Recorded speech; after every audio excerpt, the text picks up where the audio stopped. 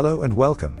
In this SMC how-to video, we'll be showing how easy it is to restore the ISE20 series settings back to their factory default values. This may be required when various settings have been modified inadvertently. Let's go. Here we see an ISE20 that has been changed from default settings so that the screen display color is green with no output on. Also, the unit of measure is PSI rather than the default megapascal.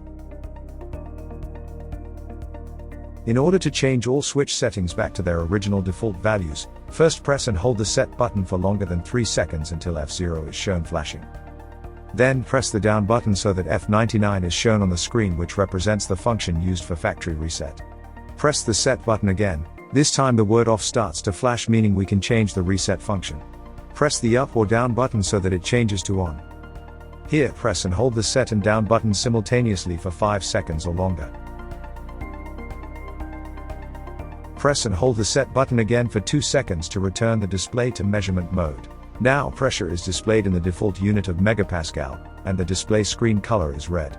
And that's it. You've seen how to reset the ISE20 series. Take a look at our other SMC's how-to videos to see how easy it is to configure some of the most common switch functions.